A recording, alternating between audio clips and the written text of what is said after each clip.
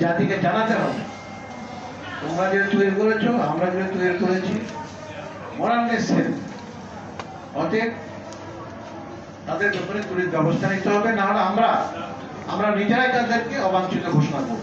Seminar করেছি doctor Mohammad Yunus বিরুদ্ধে হাসিনা সরকারের হয়রানিমূলক মামলা সাজার বিরুদ্ধে আমরা প্রতিবাদ করেছি। ছাত্র জনতার আন্দোলনের পক্ষে বিবৃতি দিয়েছি। আন্দোলনরত ছাত্রদের সাথে রাজপথে মিছিল সহ সশরীরে অংশগ্রহণ ও মানববন্ধন করেছে।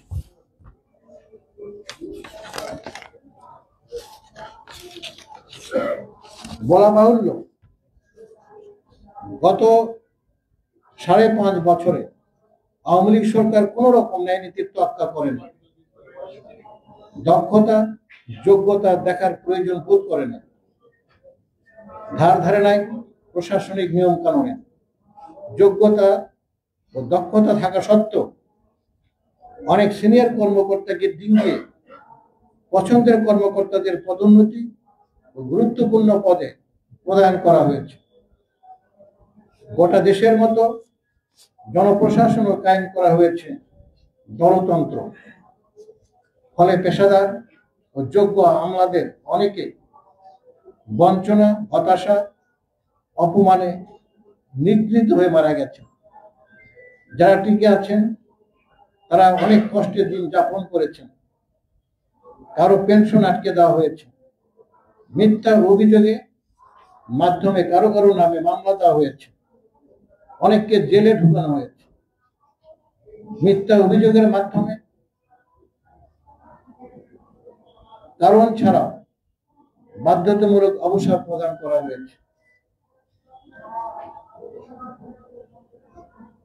কেউ কেউ ক্ষোভে অপমানে দেশ ত্যাগ করে বিদেশের মাটিতে অভাবনীয় কষ্ট করে জীবন যাপন অতিবাহিত করেছেন। এর মধ্যে যারা সার্ভিসে ছিলেন তাদের পদোন্নতি তো দূরের কথা, প্রদান হয়েছিল পাহাড়ে, জঙ্গলে, দ্বীপে, পৌরসভায় মতো তৃতীয় ধাপের জায়গায় কনিষ্ঠদের অধীনে চাকরি করতে বাধ্য করা হয়েছে। আবার কিছু সংখ্যক কর্মকর্তাকে সচিবালয়ে প্রবেশ পর্যন্ত করতে দেওয়া হয় না। এভাবে বিগত 1.5 দশকে অনেক সময় স্বৈরাচার ও ফ্যাসিস্ট সরকারের যাত্রাগুলি পড়ে বিভিন্নভাবে নিপীড়িত, বঞ্চিত ও বৈষম্যের শিকার হয়েছেন এসব কর্মকর্তারা।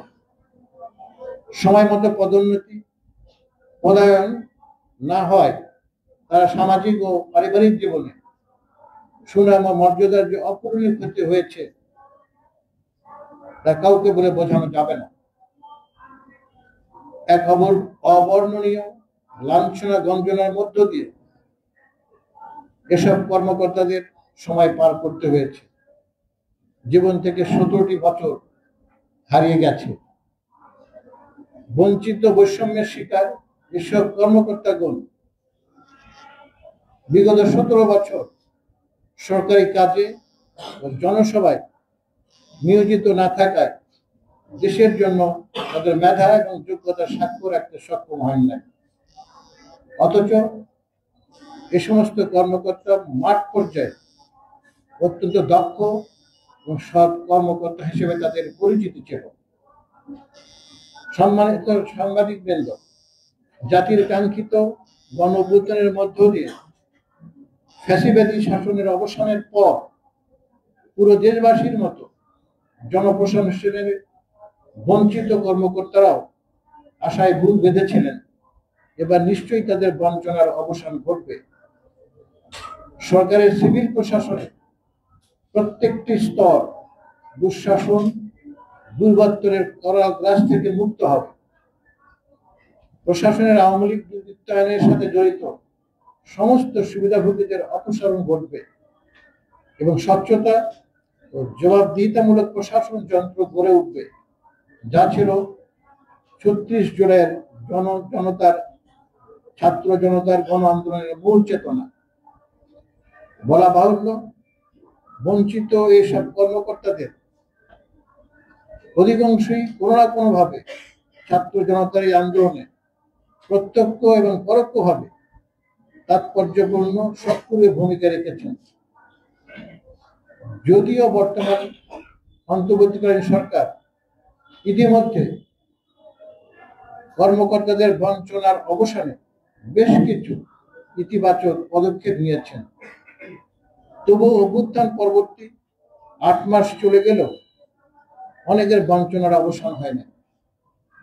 কারণ অতীত আওয়ামী লীগ সরকারের ঘনিষ্ঠ অনেকে এখনো জনপ্রশাসনের গুরুত্বপূর্ণ পদে বহাল তবিয়তে রয়েছেন, অথচ এরাই নানাভাবে মদত দিয়ে দীর্ঘ 15.5 বছর ধরে ফ্যাসিস্ট শাসককে ক্ষমতায় টিকে রাখতে সব ধরনের সহায়তা করেছেন। শুধু তাই নয়, এখনো নানা কায়দায় তারা সব ধরনের সুবিধা বাগিয়ে নিতে সচেষ্ট।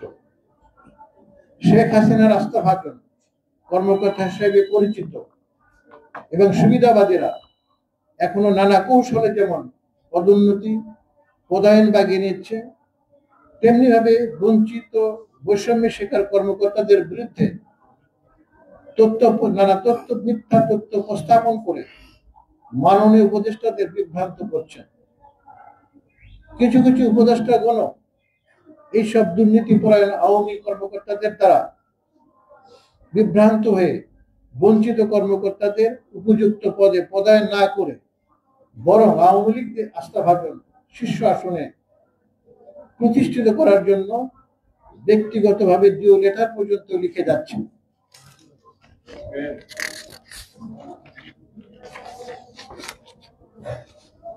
অথচ এই সুবিধাবাদী আওয়ামী দলদাস কর্মকর্তাদের মধ্য থেকে কেউ কেউ নীতি নৈতিকতা বিবেকের তাড়নায় 2014, 2018, 2024 অনুষ্ঠিত অবৈধ নির্বাচনে দায়িত্ব পালন থেকে সরে আসে না, যে কথা প্রায়শই সাংবাদিক বন্ধুরা আপনারা আপনাদের মিডিয়া সূত্রে প্রকাশ করেছেন। এসব কারণে বঞ্চিত বৈষম্য শিকার কর্মকর্তাদের মাঝে ক্ষোভ এবং অসন্তোষ সৃষ্টি হয় স্বাভাবিক। প্রিয় সাংবাদিক বন্ধুগণ, সবচেয়ে বিস্ময়কর ঘটনা হলো দানবিক রাষ্ট্র কাঠামোর কারিগর শেখ হাসিনার আমলে যারা বারবার পদোন্নতি পেয়েছে, সব সময় ভালো জায়গায় দায়িত্ব পালন করেছেন, প্রতিবার পদোন্নতি পেয়ে সবাই মিলে টুঙ্গিপাড়ায় মাজার জিয়ারত করেছেন। মুজিব এবং আওয়ামী বন্দনায় পঞ্চমুখ ছিল, শাহবাগে গণজাগরণ মঞ্চের পুরোধা ও নেপথ্যে সংগঠক হিসাবে জড়িত ছিল এবং পাহাড় সমাকণ্ঠ দুর্নীতিতে জড়িয়েছিল। তারা যদি বর্তমান সরকারের আমলে পদোন্নতি পেয়ে গুরুত্বপূর্ণ উদ্যোগ বসে, তাহলে দীর্ঘদিনের বঞ্চিত বঞ্চনার শিকার কর্মকর্তাদের এ বিষয়ে প্রশ্ন তোলা অস্বাভাবিক কিছু নয়। পলাতক ফ্যাসিবাদী আওয়ামী সরকারের ঘনিষ্ঠ আমলাদের এখনো কিভাবে এবং কার স্বার্থে পদোন্নতি দিয়ে গুরুত্বপূর্ণ মন্ত্রণালয় প্রদান করা হচ্ছে তা আমাদের বোধগম্য নয়। কেননা এসব সুবিধাভোগী আমলারা বিগত সরকারের আমলে সচিবালয়, প্রধানমন্ত্রীর কার্যালয়, মাঠ প্রশাসন থেকে 2014, 2018 এবং 2024 সালে জাল জালিয়াতি নির্বাচন অনুষ্ঠানের ক্ষেত্রে মুখ্য ভূমিকা পালন করেছেন। এরা সবাই আমলাতন্ত্রে পেশাদারিত্বের কথা ভুলে গিয়ে আওয়ামী রাজনৈতিক দর্শন ধারণ করে ভোটার ছাড়া ভোট গ্রহণ, দিনের ভোট রাতে ভোট গ্রহণ, জাল জালিয়াতি সহ দামি নির্বাচন করে গণতান্ত্রিক প্রতিষ্ঠানগুলো ধ্বংস করে দিয়েছে। শুধু তাই নয়, স্থানীয় পরিষদের নির্বাচনেও এসব কর্মকর্তারা ন্যাক্কারজনক ভূমিকা পালন করে। তাই বৈষম্য বিরোধী ঐক্য ফোরামের পক্ষ থেকে আমরা আপনাদের উদ্দেশ্যে দায়িত্বহীন ভাবে ভাষায় বলতে চাই, ইতিমধ্যে স্বৈরাচারের দোসর যেসব কর্মকর্তাকে সচিব পদমর্যাদায় বা সংস্থা প্রধান অন্য কোনো গুরুত্বপূর্ণ পদে প্রদান করা হলে তা অবিলম্বে বাতিল করতে হবে। প্রিয় সাংবাদিক বন্ধুগণ, আপনারা জেনে আরো হবেন, ছাত্র জনতার অভ্যুত্থানে ফ্যাসিস্ট শেখ হাসিনা পালিয়ে গেলেও তার অনুগতরা এখনো নিয়ন্ত্রণ করছে দেশের আর্থিক খাত। এস আলম, সালমান এফ রহমান সহ উল্লেখযোগ্য সংখ্যক কিছু ব্যক্তি এবং গোষ্ঠী হাতে আর্থিক খাতকে তুলে দিয়ে যারা দেশে চোরতন্ত্র বা লুটপাটতন্ত্র কায়েমে সহায়তা করেছিল, তারাই প্রশাসন সহ আর্থিক প্রতিষ্ঠানের শীর্ষ পদে এখনো বহাল আছেন। ক্ষমতার পট পরিবর্তনের পরেও শেখ হাসিনা রাস্তাভাজন, সুবিধাভোগী ও অনুগত এইসব প্রভাবশালী আমলার ক্ষমতার প্রভাব মোটেও কমে নাই। বিভিন্ন আর্থিক প্রতিষ্ঠানে নিয়োগ ও পদোন্নতিতে তারা গুরুত্বপূর্ণ ভূমিকা পালন করছেন। তারা এখনো বিভিন্ন আর্থিক প্রতিষ্ঠানের কর্ণধার কিংবা গুরুত্বপূর্ণ পদে নিয়োজিত আছেন। হাজারো জনতা রক্তস্রোতের মাধ্যমে প্রতিষ্ঠিত অন্তর্বর্তী সরকারের আমলে ফ্যাসিস্ট হাসিনার অনুগতর হাতেই রয়েছে আর্থিক খাতের নিয়ন্ত্রণ। ফ্যাসিস্ট আমলে প্রশাসনের অবস্থা, গত 15-16 বছর ফ্যাসিস্ট সরকারের আমলে রাষ্ট্রের সিভিল প্রশাসনের বিভিন্ন মন্ত্রণালয় বিভাগ সর্বনিম্ন থেকে সর্বোচ্চ সকল পদে নিয়োগে কোনো প্রকার নিয়ম নীতির তোয়াক্কা করা হয় না। বিভিন্ন ক্যাডার সার্ভিসে নিয়োগের ক্ষেত্রে পাবলিক সার্ভিস কমিশনকে কিভাবে নির্লজ্জভাবে ব্যবহার করা হয়েছে তা আপনারা সম্মানিত সাংবাদিক বৃন্দই পত্র পত্রিকা ও সংবাদ মাধ্যমে প্রকাশ করেছে। ফ্যাসিস্ট সরকার ও আওয়ামী লোকদের ক্ষমতার অপব্যবহার, অনৈতিক আর্থিক লেনদেনের মাধ্যমে দলীয় ক্যাডারদেরকে প্রশাসনের বিভিন্ন দপ্তরে নিয়োগ দেওয়া হয়েছে। সিভিল প্রশাসনকে দলীয় প্রশাসনের পরিণত করেছিল আওয়ামী লীগ ফ্যাসিস্ট সরকার।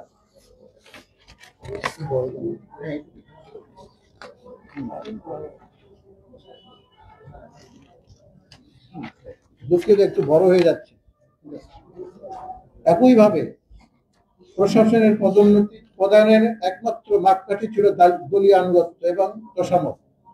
দক্ষতা, যোগ্যতা, শিক্ষা, সততা, বিধিবিধান সব জোরাঞ্জলি দিয়ে আওয়ামী প্রশাসন প্রতিষ্ঠিত করা হয়। দক্ষ, যোগ্য ও সৎ কর্মজীবী কর্মকর্তাদের পদোন্নতি পদায়িত্ব বঞ্চিত করে ক্ষেত্র বিশেষে ভিন্ন মতের দক্ষ যোগ্য কর্মকর্তা কর্মচারীদের ওএসডি এবং কর্মহীন পদে পদায়ন করে সিভিল প্রশাসনকে অদক্ষ করে দেওয়া হয়েছে। উদ্দেশ্য প্রণীত হয়ে অন্য কোন দেশের স্বার্থ রক্ষায় প্রশাসনকে নিবীর্য করা হয় বলে বিশেষজ্ঞগণ মনে করে। প্রিয় সাংবাদিক বন্ধুরা, আমরা এখন চুক্তিভিত্তিক নিয়োগ নিয়ে একটি কথা বলতে চাই। চুক্তিভিত্তিক নিয়োগের ভারে প্রশাসন ন্যায্য মর্মে ইতিমধ্যে আপনারা পত্র পত্রিকায় প্রকাশ হয়েছে। ফ্যাসিস্ট আমলে ব্যাপক হারে চুক্তিভিত্তিক নিয়োগ দেওয়া হয়েছে।